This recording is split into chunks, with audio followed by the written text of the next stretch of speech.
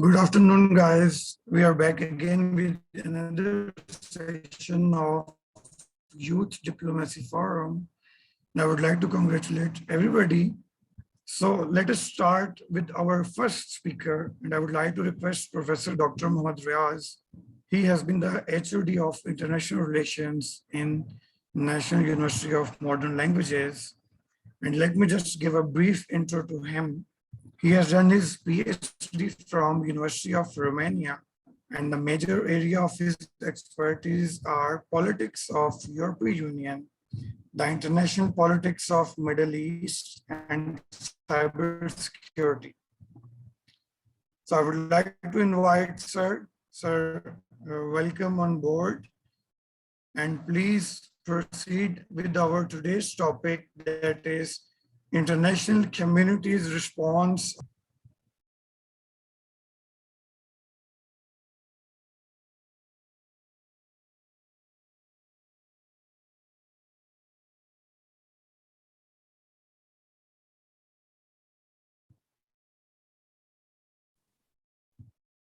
Thank you very much. Could you hear me clearly? Yes, sir, we can hear you now. Okay, that's fine. So basically, the given topic is, first of all, topic is very important in the context of international relations, in the context of peace and conflict studies, and also in the context of overall international politics. Because of the reason that in post-World War II period, there was, of course, competition between the then two great powers, namely the US and the Soviet Union. But that competition finally remained as Cold War, and that did not turn into a hot war. But before that, we saw two world wars. First World War, World War I, World War II, and at the interval of span of 20 years. Within 20 years, in the first half of the 20th century, two world wars took place, and both took place in Europe. And after that, no major conflict took place.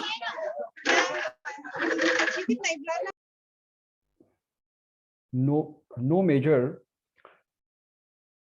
conflict or war took place in the European continent, and in fact, worldwide. But we see that currently, this Ukraine conflict, actually, Ukraine conflict has its roots in post-Cold War era, following the disintegration of the Soviet Union. But this conflict has been evolving, and finally we see that this conflict turned into a crisis in early 2014, when there was a conflict between Russia and the Western world, namely Europe and the US, over the future strategic alignment of Ukraine. And finally, we see that it concluded, it ended up with the Russian invasion of Ukraine. Now, this conflict, this Russian invasion of Ukraine that has been taking place since February 24 of this year, it is turning more and more serious with the passage of time, and basically, in future, it may take any form. It may turn into a direct war between, for example, Russia and the Western world, particularly NATO. So therefore, we see that since World War II, this is the major conflict that is taking place in the European continent.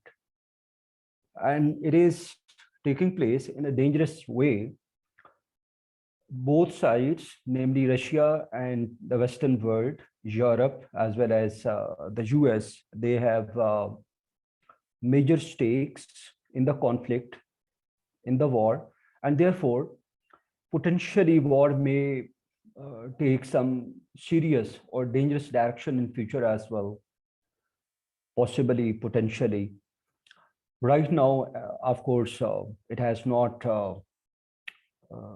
undertaken any such form, mainly because of the reason that NATO and the Western world at large has restrained from undertaking military retaliation to the Russian invasion of Ukraine.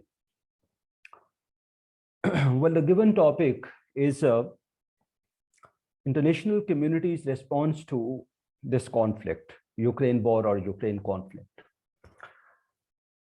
Now, this is very interesting because war has already taken place, and the initial debate was focused on the causes of Russian invasion of Ukraine and why Ukraine is important for Russia that much that finally it has decided to invade the country. And then on the other hand, why Ukraine is important for the Western world, that Western world is so much concerned and serious about the Russian invasion of Ukraine. But now, debate over the Russian invasion of Ukraine is, in fact, it has moved ahead. And now the debate is about international community's response vis-a-vis Russian invasion of Ukraine. And in fact, this response, international community's response, is being debated in terms of, please give me just 1 second.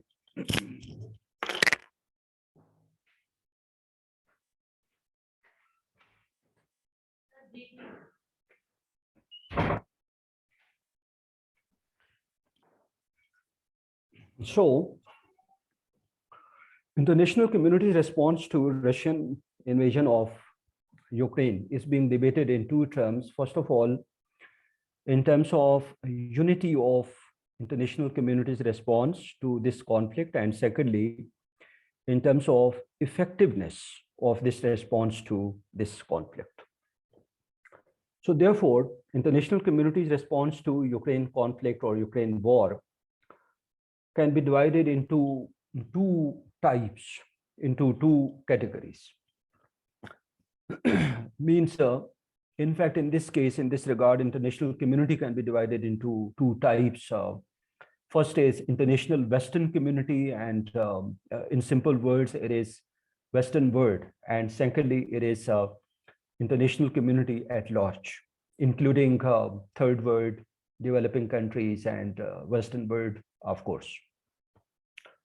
So this is quite interesting. And in fact, these are 2 separate topics that if we study international community's response to Ukraine conflict at large, this is a different topic.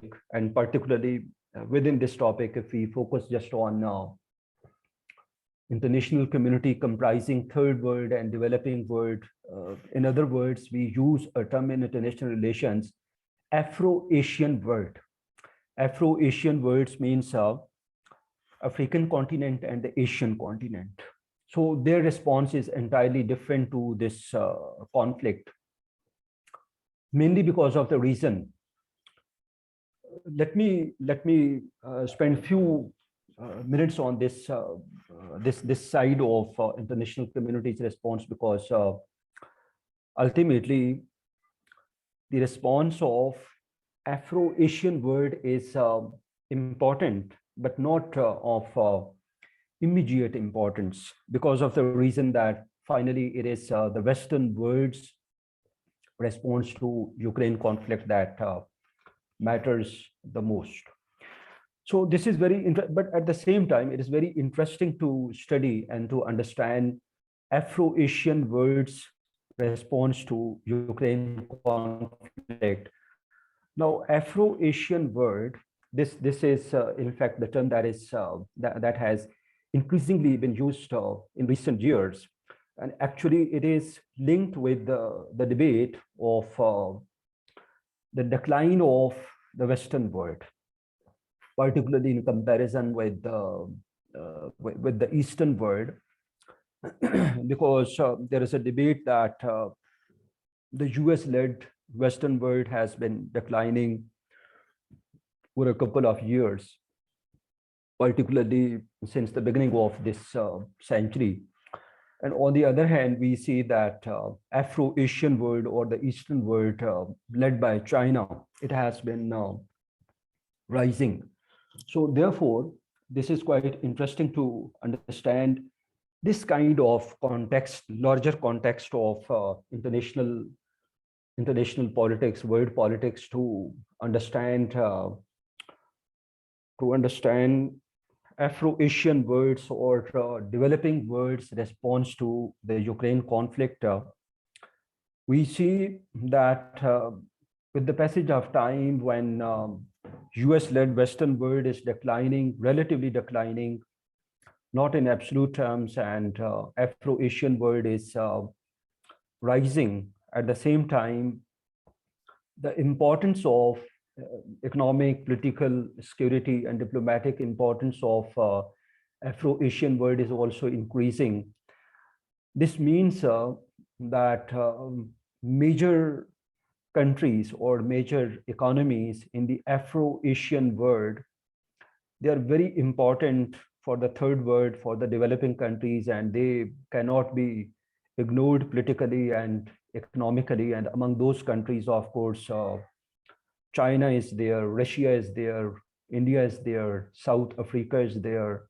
So therefore, we see that in fact now third world countries or developing countries are not that much dependent politically and economically upon the US-led Western world as they used to be during the Cold War or afterwards, until this trend started in international politics or world politics. So therefore, this is the larger context of third world's or developing world's response to Ukraine conflict. And we see that those countries among third world or developing world that have political and economic capacity to sustain Western pressure, US pressure, European pressure, of course, they have not openly gone for condemnation of Russian invasion of Ukraine. And in fact, they abstained from the resolution that was passed in the UN General Assembly. For example, India was one of those countries, South Africa was one of those countries. And just imagine that, on the other hand, India is known as a strategic partner of the US particularly. But at the same time, India has adopted neutrality.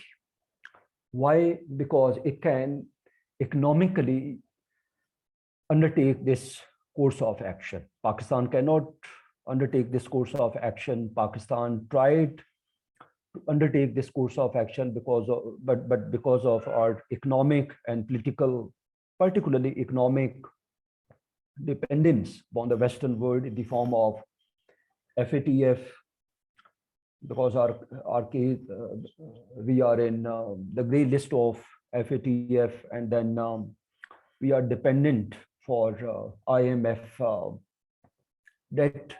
And then, of course, we are also dependent upon the European Union for GSP plus, for trade concessions under GSP plus. So basically, in the third world, those countries that have economic muscle, that have economic clout, and that have political clout to sustain the Western world's pressure, they have been there to undertake neutrality. And in fact, major driving interest in this case is, of course, economic interest. Take the example of India. India has been purchasing Russian oil at 40% reduced rates in comparison with the international market. So this is a huge economic concession given to India by Russia. So therefore, we see that on the other hand, India's strategic alignment or strategic partnership with the US has not worked that much as much its economic interest vis-a-vis Russia has worked. So this is my take upon international community's response to Ukraine war, but this is just one part which is lesser important to me, and it is in fact third world's within international community. It is Afro-Asian or third world or developing world's response to Russian invasion of Ukraine. Now we come to core part of this topic, core part of this presentation, and it is of course Western world's response to Ukraine conflict or Ukraine war. So this is very interesting to note that since the very beginning, in fact, when Ukraine crisis started to take place by early 2014, since then, Western world has been almost on the same page to react towards Russian approach towards Ukraine, and particularly so since Russian invasion of Ukraine in February 2022, this year, February 24, 2022. So since then, Western world has been quite united in its response to Russian aggression or Russian invasion of Ukraine. And overall, Western world's response to Russian aggression has taken three forms or three shapes. First one is economic sanctions on Russia. Second one is economic and military support to Ukraine itself. And third one is political isolation of Russia. So most important out of these three components of Western world's response to Ukraine war is first one, it is economic sanctions on Russia. It is important because of the fact that Western world, US-led NATO, it did not go for military option because of the apprehension that it may result into Third World War, and it may result into military escalation, and finally that would be quite dangerous, that may result into a nuclear war. And because of these anticipated dangers or anticipated doomsday scenarios, Western world, namely particularly in this case, NATO has abstained from undertaking military action. So therefore, second most important option was to impose stringent economic sanctions on Russia. So in this case, we saw that so for the US and European Union, they have undertaken around 4 rounds of stringent economic sanctions vis-a-vis Russia. And it is very important, means they in every round they have been trying that their sanctions, they have been anticipating that their economic sanctions against Russia would be hurting economically for Russia, but so far it has not proved in this way. Things have not turned up in this way, means Western sanctions against Russia have not produced the desired results. The big question is why? So this is very important. its major reason is you should know that Russian economy is majorly dependent upon two sectors. One is the energy sector. Most of the Russian budget income and Russian foreign reserves, foreign currency reserves are earned through Russian energy exports. And second one is the sale of weapons or arms sale to the rest of the world by Russia. So these two are the most important sources of income for Russia. But here we would focus upon energy exports by Russia, energy exports of Russia. Now, energy exports of Russia means two things. It is oil exports and gas exports. And interestingly, Europe is the largest and the most convenient destination for these two exports, namely Russian oil and gas exports. And in fact, in this case, there is interdependence. There is a phenomenon of interdependence. Russia is dependent upon Europe and Europe is dependent upon Russia. In case of Russia is dependent upon Europe for oil and gas exports, and Europe is dependent upon Russia for oil and gas imports. So this interdependence actually is the major factor that prevents the hurting effect of Western economic sanctions vis-a-vis Russia. So just imagine that Russia, which is actually third largest producer of oil in the world. First one is the US, second one is Saudi Arabia, and third one is Russia. And 50% of Russian oil exports go to Europe because there are oil pipelines and because of geographic proximity, because of geographic neighborhood, it is quite easy for both Europe and Russia to import and export respectively. So this is one major factor. And second major factor is that same is the case with the gas.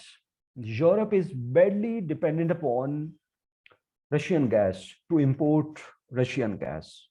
The reason is that there is just one European country, that is Norway, that has produces and has reserves of natural gas. No other European country has reserves or production of indigenous reserves or production of natural gas. So therefore, excuse me, sir. Sorry for interruption. So we have a little communication error. And I mean, we will be winding up this meeting and shall be starting another in a minute or two.